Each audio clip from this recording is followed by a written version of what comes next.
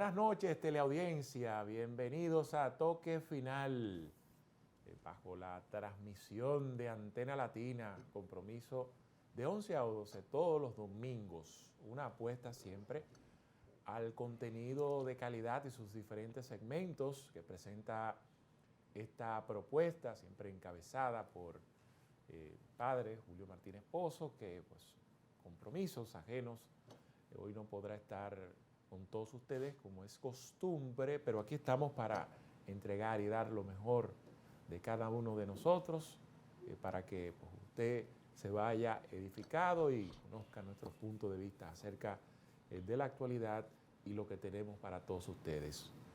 Vianney Marcelino. Buenas noches, Julio Ernesto. Buenas noches a todos los amigos que siempre siguen este espacio Toque Final con Julio Martínez Pozo.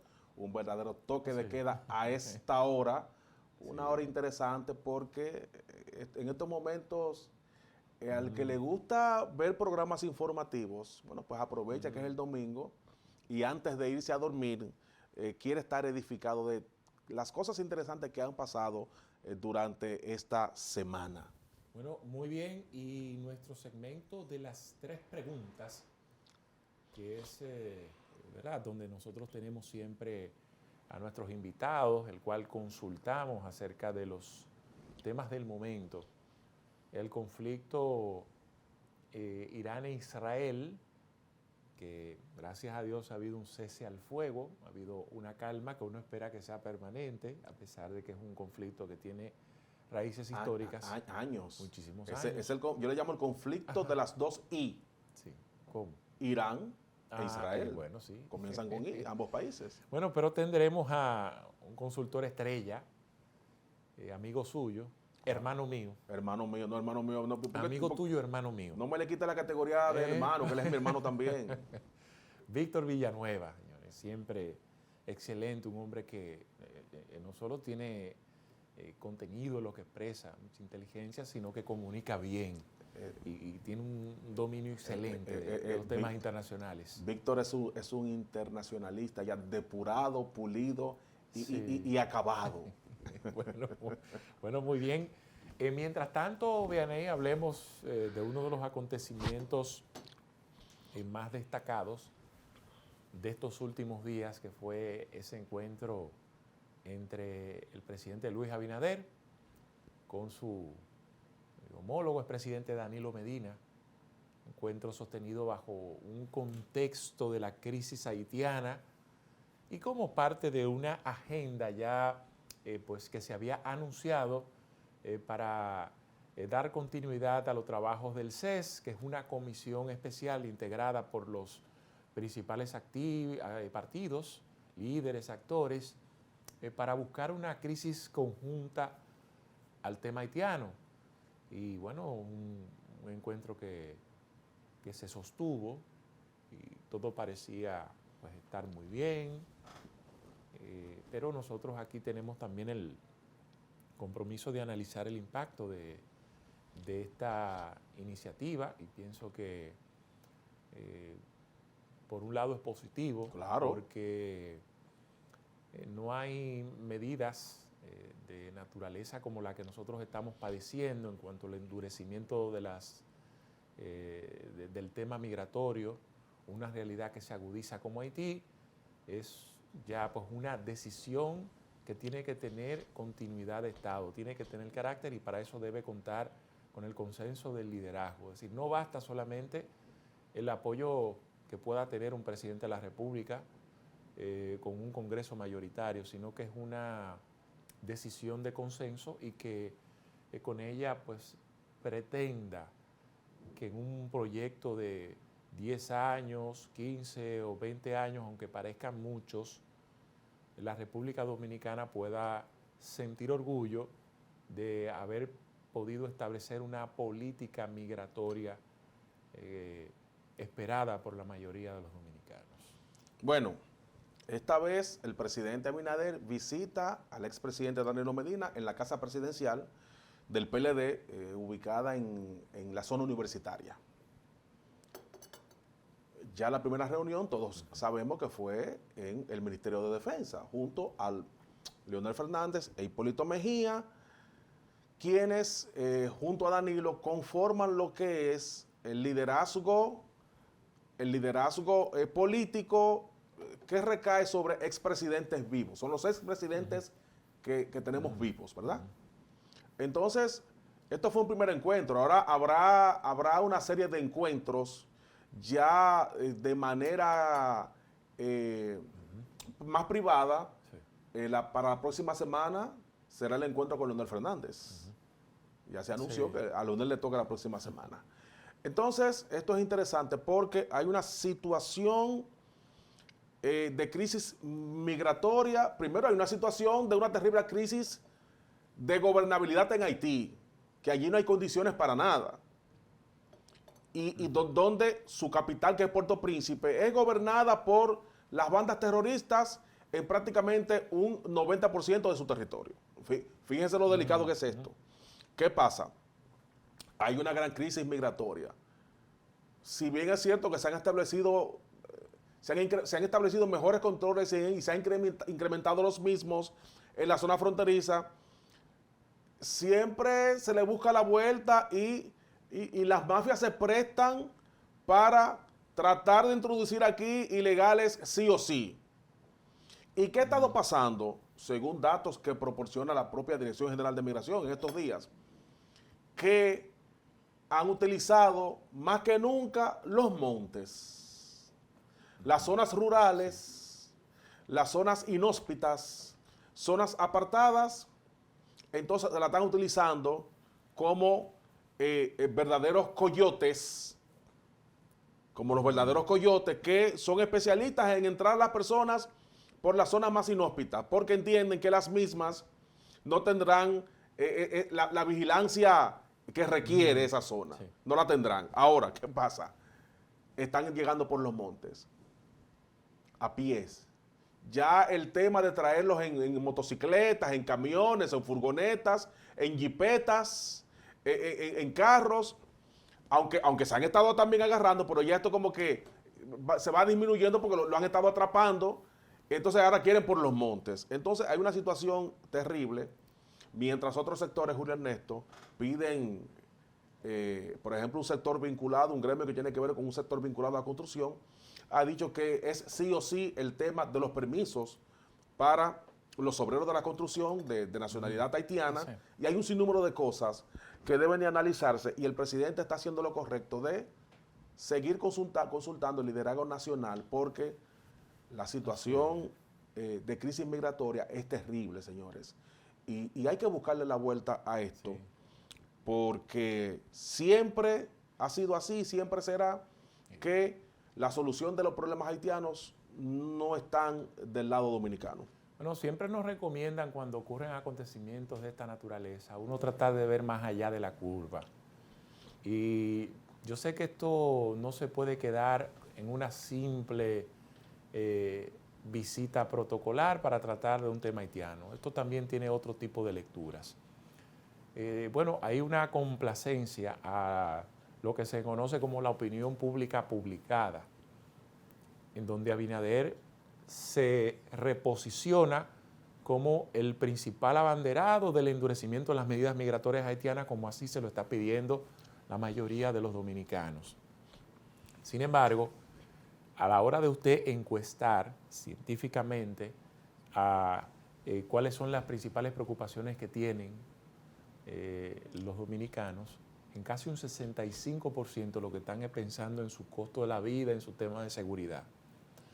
El tema haitiano no representa ni siquiera el 10%. Sin embargo, entre las discusiones que se dan de los colmados, de las peluquerías, de los medios de comunicación, parecería ser que el tema haitiano ahora mismo es un tema de suma importancia.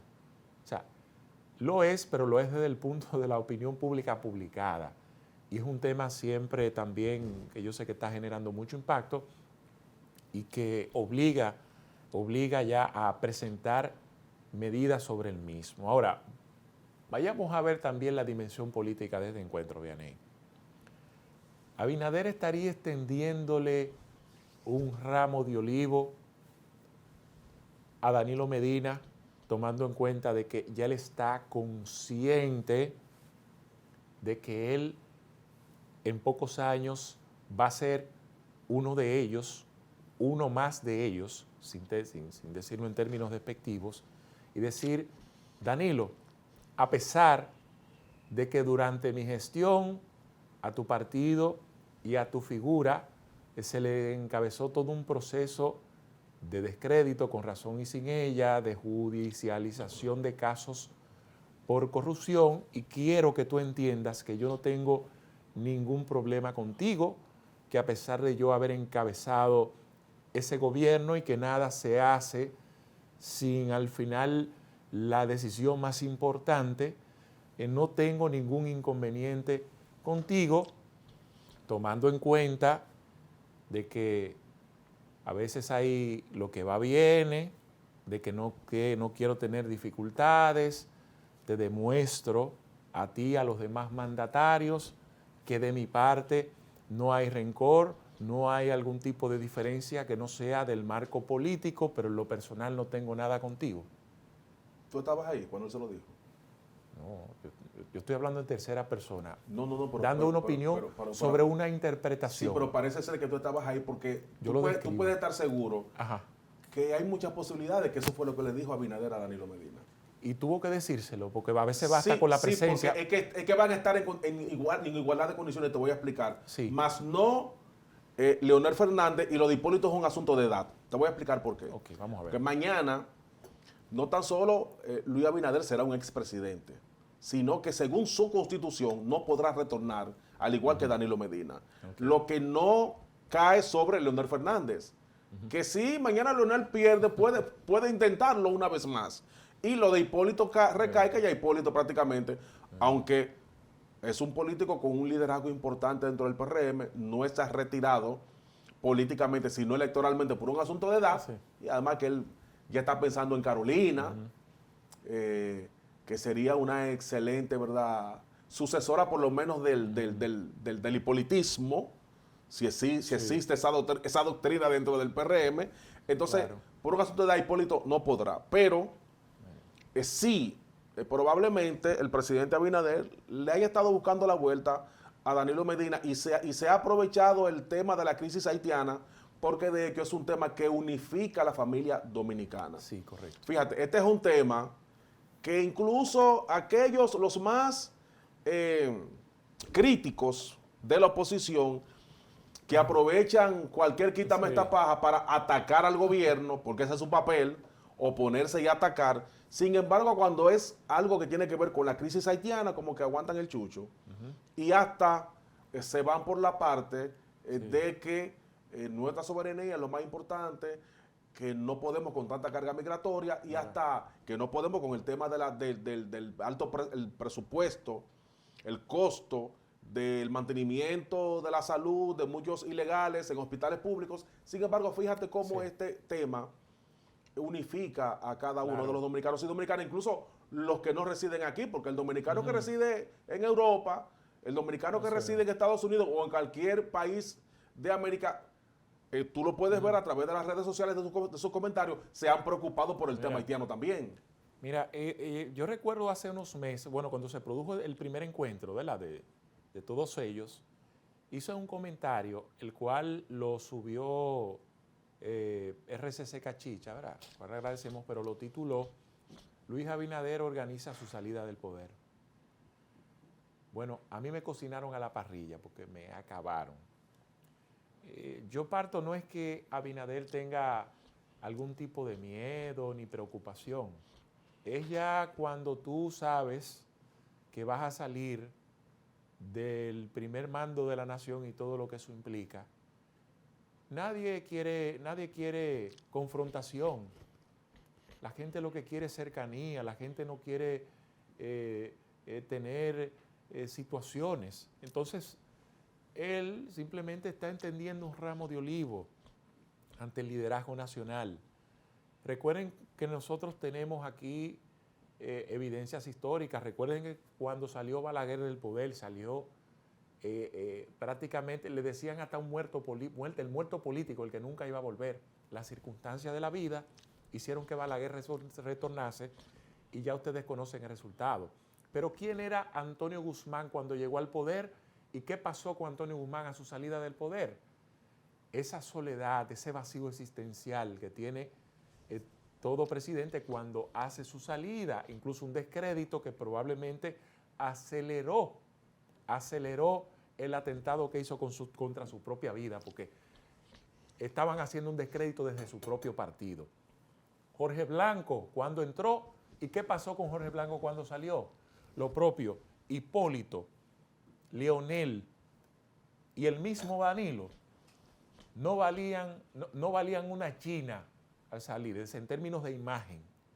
Porque una cosa es cuando tú estás del poder y otra cosa es decir, a veces tú reeditar una imagen de expresidente con el descrédito que viene de por sí y todo ese tipo de cosas, a veces toma tiempo. Y tal vez Luis Abinader, consciente de lo que implica la salida del poder, está organizando la casa para hacerlo de la mejor forma posible, para tratar de no padecer esa misma experiencia de esos exmandatarios. Entonces creo que el impacto de esta reunión, aparte del tema haitiano, con los expresidentes tiene ese impacto. Yo me veré o me veo en el mismo espejo de ustedes y les hago saber que con ninguno de ustedes tengo problemas personales que no sea más que diferencia política. Vamos a hacer una pausa porque nuestro contenido es amplio y aún queda mucho en este toque final.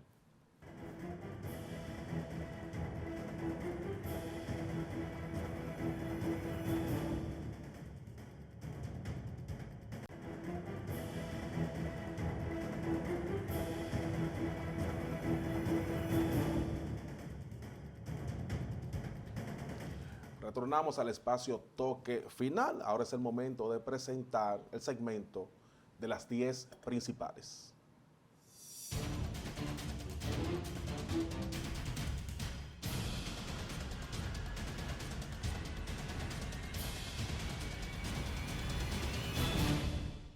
Luego de que el Ministerio Público criticara la decisión de la Oficina Judicial de Servicios, la atención permanente del Distrito Nacional, que impuso una garantía económica de 50 millones de pesos, presentación periódica e impedimento de salida del país a los hermanos Antonio y Maribel Espaillat, imputados por homicidio involuntario tras el derrumbe del techo de la discoteca Yexet, la jueza Fátima Scarlett Velo Suárez afirmó que dicha medida de coerción fue sustentada en la normativa procesal vigente y en el principio de legalidad penal consagrado en el artículo 40, numeral 14 de la Constitución Dominicana, así como en el artículo 8.1 de la Convención Americana sobre Derechos Humanos. La jueza manifestó que al ponderar las pruebas aportadas, consideró que los hermanos Antonio y Maribel Espaillat poseen un arraigo suficiente al tener un domicilio conocido, actividad empresarial estable, vínculos familiares y sociales en el país, al tiempo de no demostrarse que estos tengan facilidades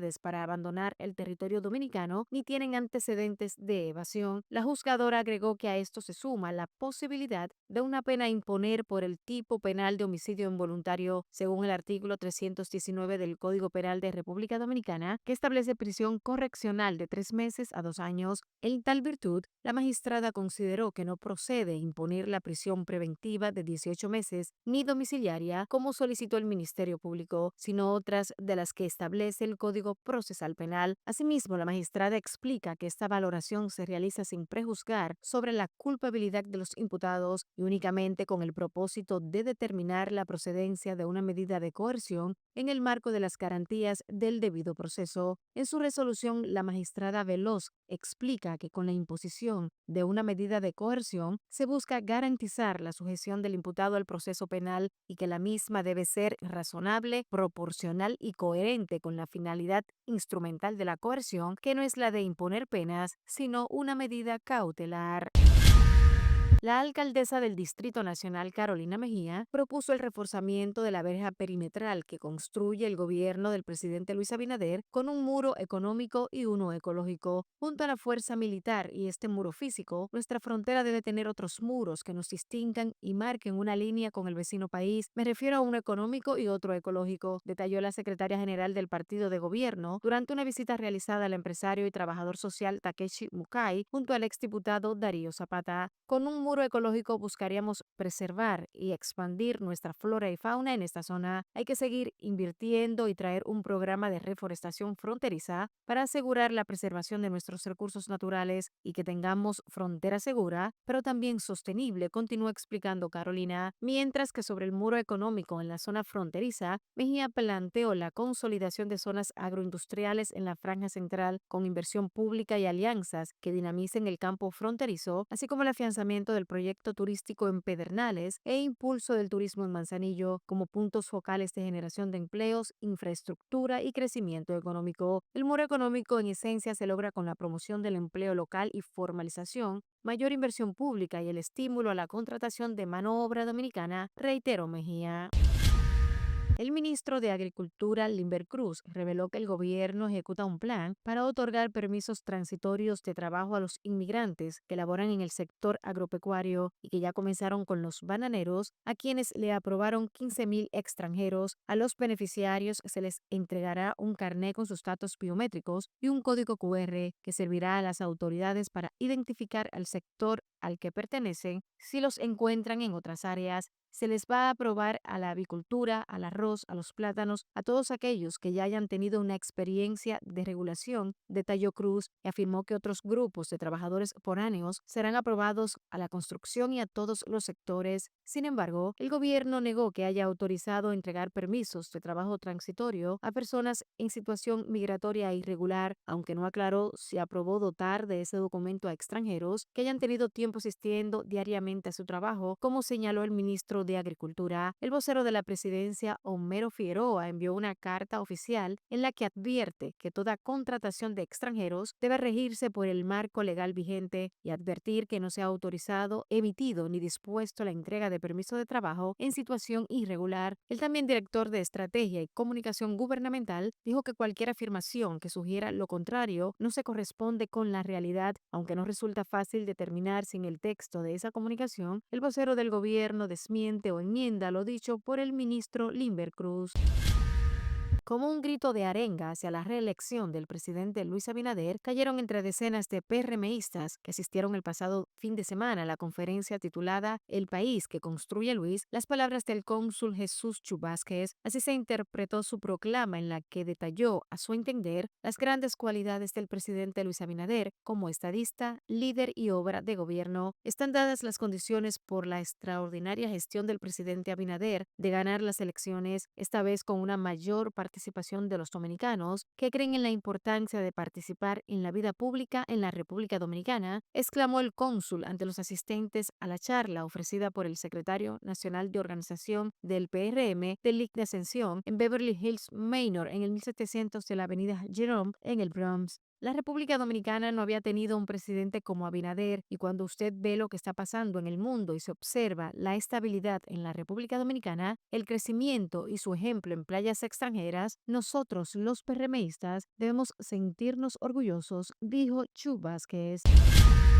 El Tribunal Superior Electoral emitió la sentencia número 0011-2025, mediante la cual anuló la inscripción de precandidatos del Partido de la Liberación Dominicana, PLD. El Tribunal Superior Electoral anuló por completo la resolución contenida en el numeral 3 del acta número 3 del Comité Político del PLD del pasado 3 de marzo del presente año. En la misma, la organización política disponía el inicio inmediato de un proceso interno de inscripción de precandidatos presidenciales de cara al 2028, con un plazo de 30 días y sin apego a las disposiciones estatutarias ni al consenso interno. La decisión del TCE se produce tras acoger una acción de nulidad interpuesta por el dirigente Eleuterio Abad Santos con el respaldo de varios miembros del Comité Central y de la base partidaria. En la misma, denunciaron la falta de legalidad, equidad y transparencia en la resolución del órgano político. En tanto, el delegado ante la Junta Central Electoral del PLD, Danilo Díaz, aclaró que la sentencia del Tribunal Superior Electoral, que anula la decisión del PLD de adelantar la escogencia de candidatos para el 2028, no prohíbe a esa organización realizar la consulta. Díaz indicó que la decisión de este tribunal solo establece los parámetros de cómo se debe realizar el proceso de escogencia de los candidatos.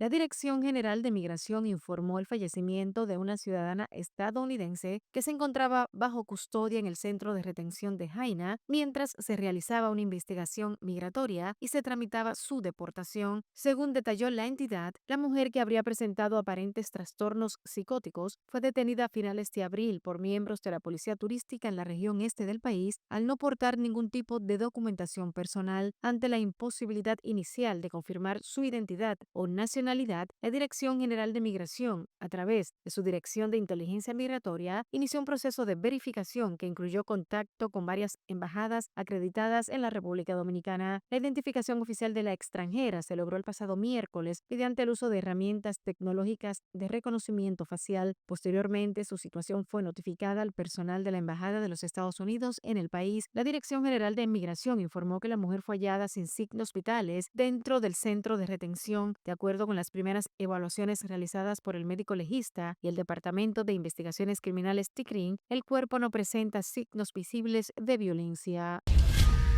El pasado 19 de junio se conmemoró el 76 aniversario de la llegada de 12 aguerridos apóstoles de la libertad procedentes del lago Izabal en Guatemala a bordo del hidroavión Catalina, quienes desembarcaron en la bahía de Luperón, Puerto Plata, en una nueva hazaña que, aunque frustrada por el poderío militar de la dictadura trujillista, constituye otro de los capítulos más significativos y memorables en la larga lucha del pueblo dominicano por afianzar su dignidad y sus derechos. La gesta de Luperón del 19 de junio de 1949, en la que un grupo de expedicionarios y combatientes dominicanos y extranjeros procedentes de Guatemala inician la primera invasión contra el régimen militar de Trujillo. Con el pueblo y junto al pueblo alcanzaremos la victoria. Viva la libertad, viva la democracia, abajo Trujillo y su régimen de oprobio. Así concluía el memorable manifiesto de los expedicionarios de Luperón, redactado por el psiquiatra y combatiente de la Guerra Civil Española, Román Durán. Aproximadamente a las 7 de la noche llegó al país por la bahía de Luperón, Puerto Plata, una expedición guerrillera compuesta por 12 valientes hombres con el objetivo de derrocar la tiranía trujillista. El grupo, comandado por Horacio Ornes, vino en el hidroavión Catalina, que había despegado en la tarde del 19 de junio de 1949 del lago Izabal en Guatemala, el cual amerizó en aguas de la bahía de Luperón. Integraron el grupo, además de Ornes, quien lo comandaba, Tulio Hostilio Arbelo Delgado, Hugo Conhart, Miguel Feliu Arseno, Federico Horacio Gugu Enríquez Vázquez, José Félix Córdoba Boniche y José Rolando Martínez Bonilla, además Manuel Calderón Salcedo, Alberto Ramírez Salvador Reyes, Alfonso Leighton y Alejandro Selva. El Colegio Dominicano de Médicos Veterinarios Colvet realizó un llamado a paro por 48 horas a nivel nacional el pasado lunes 23 y martes 24 a modo de protesta para exigir un reajuste salarial y pensiones dignas para los doctores retirados. Según explicó el doctor Huáscar Ariza, presidente del Colvet, el sector público pecuario se paralizó totalmente, abarcando puerto, aeropuerto, laboratorios y matadero, con el fin de llamar la atención de las autoridades gubernamentales ante sus reivindicaciones. Ariza indicó que el sueldo mínimo de los médicos veterinarios en el país es de 35,000 pesos, cantidad que calificó como pírrica, considerando el costo de la canasta básica familiar, y que además trabajan 24/7 sin importar el día ni la hora. Asimismo, exigen la pensión de los doctores ya retirados, estableciendo también que la Dirección de Ganadería cuenta con el 30% de sus empleados jóvenes, pero el 70% pasa a los 70 años, lo que significa que no hay reemplazos. La institución está exigiendo un aumento salarial mínimo de 50,000 pesos y que a partir de ahí se aumente un 30% por cada categoría. El presidente de Estados Unidos, Donald Trump, anunció que Israel e Irán habían acordado un alto el fuego, tras lo que Irán lanzó una última oleada de misiles. El gobierno israelí, encabezado por el primer ministro Benjamín Netanyahu, aseguró en un comunicado haber aceptado la propuesta del presidente estadounidense para un alto el fuego bilateral con Irán tras el logro de sus objetivos en 12 días de guerra, pero advirtió de que Israel responderá con firmeza ante cualquier violación de este acuerdo. Israel levantó todas las restricciones de seguridad aplicadas desde el inicio de la ofensiva a Irán, como cierre de colegios y lugares de trabajo, y decretó hasta el jueves la vuelta a la actividad completa del país. En tanto, el ministro de Exteriores de Irán, Abbas Araghchi, confirmó que las operaciones militares para castigar a Israel por su agresión han terminado a la hora prevista. Agradeció a las Fuerzas Armadas iraníes que respondieron a cualquier ataque del enemigo hasta el último minuto. Desde que Israel inició su ataque militar contra Irán el pasado 13 de junio, ambos países han intercambiado regularmente ataques con drones y misiles que han dejado al menos 450 personas muertas en Irán y al menos 28 en Israel, según las autoridades de ambos países. Las tensiones escalaron todavía más en la región cuando Estados Unidos bombardeó 3 instalaciones clave del programa nuclear iraní el pasado domingo, e Irán respondió con un ataque contra las bases militares estadounidenses en Qatar e Irak que ya habían sido evacuadas. Finalmente, el presidente de Estados Unidos, Donald Trump, confirmó que habló con su homólogo ruso, Vladimir Putin, quien le ofreció ayuda para lidiar con Irán, a lo que Trump le respondió que prefería mejor cooperación de Moscú en relación al fin de la guerra en Ucrania. Vladimir Putin me llamó y me dijo, ¿puedo ayudarte con Irán? Le dije, no necesito ayuda con Irán, necesito ayuda contigo, ha dicho el mandatario estadounidense a periodistas a bordo del Air Force One de camino a La Haya para participar en la cumbre de la OTAN. Me gustaría alcanzar un acuerdo con Rusia, ha asegurado Trump, quien habló con el mandatario ruso por última vez hace 10 días, una conversación en la que también presionó al ruso para poner fin a la guerra en Ucrania. Desde antes de su regreso a la Casa Blanca, el presidente ha estado abogando por un cese completo de las hostilidades en la guerra que libra Rusia en Ucrania, para lo que ha buscado sin éxito un entendimiento entre Moscú y Kiev, mientras que se ha mostrado más crítico con los ucranianos, pese a que la invasión la inició Rusia en febrero de 2022.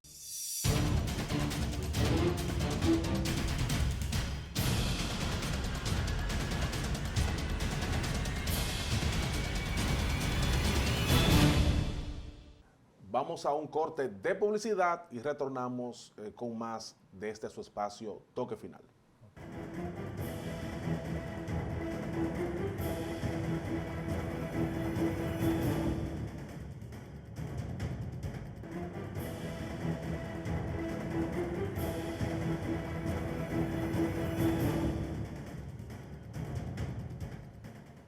Factores que influyeron al cese al fuego del conflicto Irán-Israel, la participación de los Estados Unidos y Donald Trump y pues posibles consecuencias a futuro de este conflicto histórico. Las 3 preguntas con nuestro invitado estrella, consultor internacional, Víctor Villanueva. Veamos.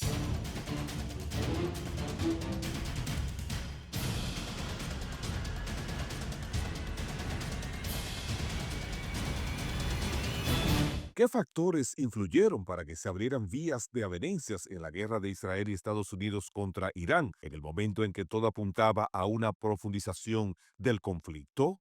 Entiendo que primó lo que se evidencia en cuanto a que era un error garrafal para Estados Unidos e Israel ir hacia un escenario de un conflicto mayúsculo, sobre todo por el posicionamiento geopolítico de otras potencias que inciden sobre Irán, como el caso de Rusia y de China, pero a la vez en lo que tiene que ver con el impacto económico a escala planetaria. Como todo se quedó en la antesala del impacto sobre el gas natural, el impacto sobre lo que tiene que ver con el petróleo y otros elementos de seguridad y sobre todo de mercadería internacional por el paso del estrecho de Hormuz, esto obviamente que iba a repercutir e iba a quedar como un problema mayúsculo. Pero también en el orden interno de los Estados Unidos hubo una franca división, aún en las filas de los congresistas del Partido Republicano. Y esto podía suponer un problema mayúsculo en el orden interno para el presidente Donald Trump, porque tomó estas decisiones, no consultó, no se hizo acompañar tampoco de ningún miembro del Congreso de los Estados Unidos, que es lo que generalmente se estila en este tipo de situaciones. ¿Cómo quedan parados Irán y su gobierno teocrático? ¿Y qué suerte correrán los programas de enriquecimiento de uranio? Bueno, creo que el gobierno de Irán tiene un problema muy agudo, que desde la muerte de su anterior presidente en un accidente de helicóptero, el liderazgo político al interno ha quedado muy fraccionado a lo interno de Irán. Y ha quedado inclusive en un escenario en donde el ayatolá fija que es quien es el líder supremo de este país, es quien fija las decisiones medulares de esta nación como teocracia que es, se ve una antesala de cuestionamiento en su liderazgo después de estar ahí, después de la revolución aquella que culminó con la dinastía de los Shah, y que al surgir los ayatolá, pues entonces ellos ya tienen un desgaste interno muy importante. Ahora, en este caso, Irán tiene un problema en cuanto a lo que es su capacidad de abastecimiento, de mantenerse a flote, porque si vienen entonces otra aplicación de régimen de sanciones, lo que vamos a tener en el escenario es una convulsión social donde ya inclusive los herederos de los últimos chats de la familia Pahlavi ya están inclusive intentando remover, y por eso inclusive en la retórica de los Estados Unidos y de Israel estaban señalando lo que tiene que ver con que no es solo el tema de la política nuclear de Irán, sino lo que tiene que ver con el posicionamiento del régimen del ayatolá, que tendría que cambiar el régimen político de este país. ¿Cuáles son las razones por las que Irán no se le permite la posesión de armas nucleares y por qué puede tenerlas Israel? Bueno, es un pragmatismo del escenario de la geopolítica, esencialmente. Israel es un aliado incondicional de los Estados Unidos en esta región. En el caso de Irán, desde el 1979, después de la revolución, no lo es.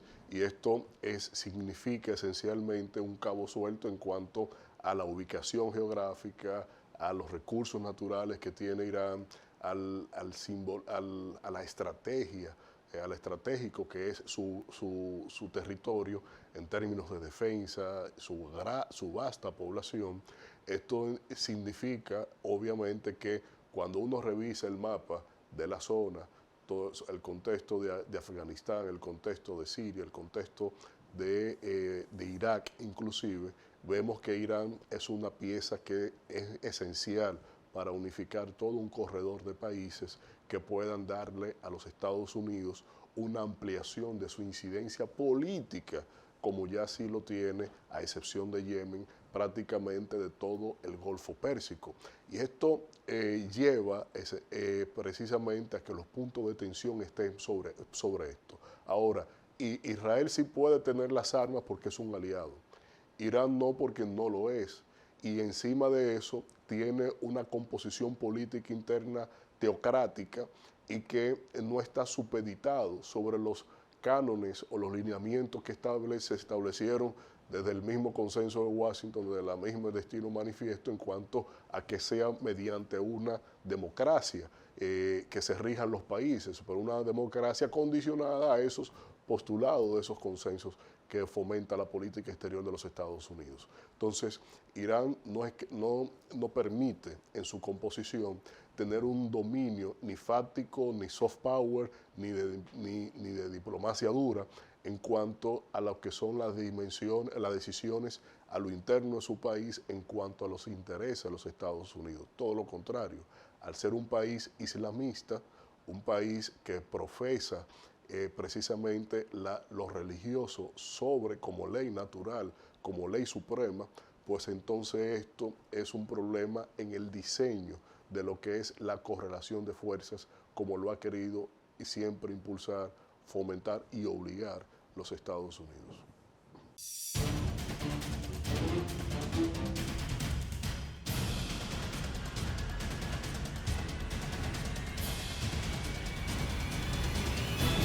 Nos vamos a publicidad, retornamos con más contenido en Toque Final.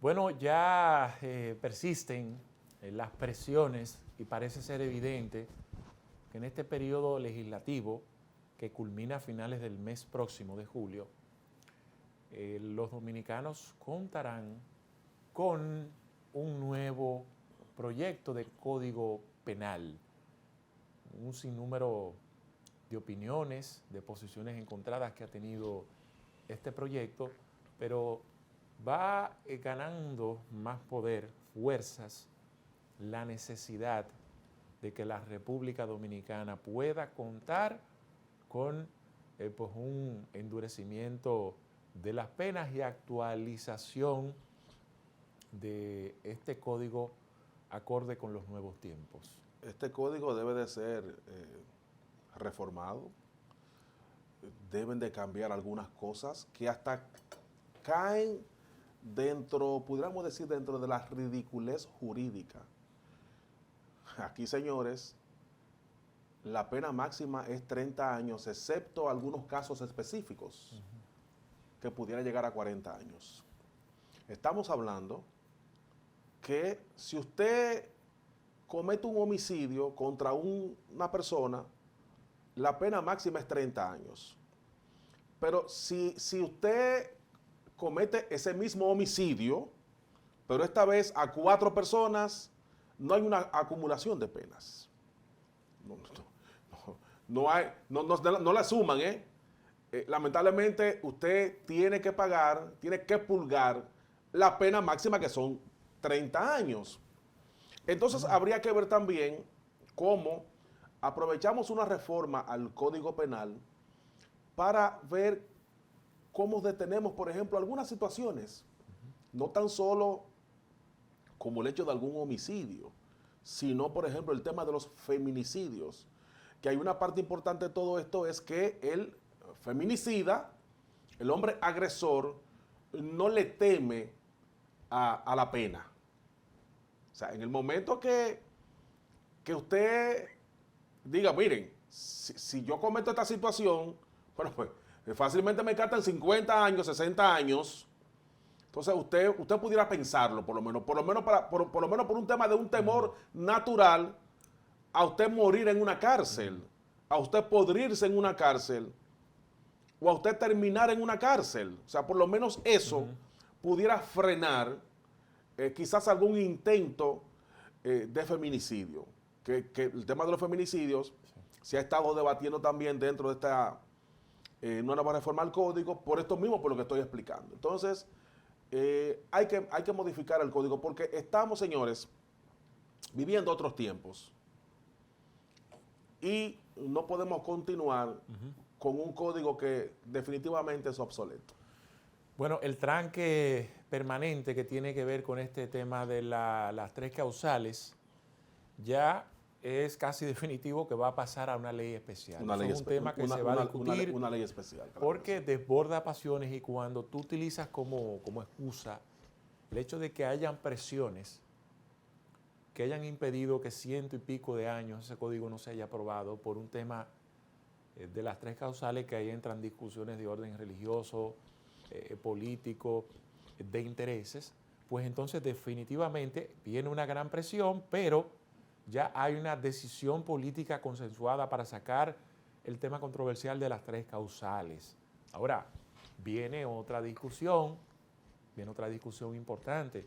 Incluso en los intentos de su aprobación ya se había consensuado el tema de si es conveniente o no que prescriba el delito por corrupción. Lo primero es que la corrupción, hasta donde se había acordado, tendería a una pena máxima de 10 años de prisión, pero también hay algo que es lo que tiene a mucha gente irritada, y aprovechándose de este tema de las 3 causales, para decirle que los legisladores, que los políticos de turno y los de no, le tienen miedo a que se pueda establecer que el delito por corrupción no prescriba por los años.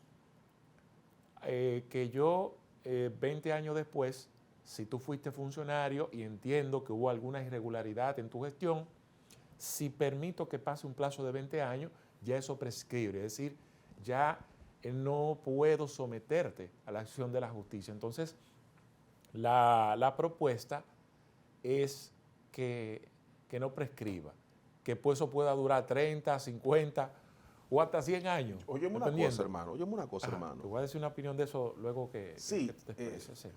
hay casos interesantes. Mire, Ajá. ¿qué deseamos nosotros? ¿Que vaya a una cárcel el corrupto o el tema de la confiscación de sus bienes? Cuando tú dices que no prescriba, ¿verdad? Eso es un tema importante porque el delito no puede tener fecha de vencimiento. Ahora, es importante que esa persona vaya a la cárcel, ¿verdad? Que coja su luchita y que pague por haberse robado un dinero que es de todos, pero también la confiscación de sus bienes. Ahora, el hecho de quizás darle larga al asunto, ¿qué pudiera provocar? Dilapidar lo mal habido. Entonces, ¿qué vamos a encontrar nosotros más adelante? Nada, prácticamente. Entonces, yo creo que debería de haber una acción judicial que permita ambas cosas: cárcel e inmediatamente confiscación de sus bienes, de lo que se establece que fueron conseguidos de forma ilícita, de todo lo que tiene. Claro. Bienes muebles, inmuebles y su chelito en efectivo también.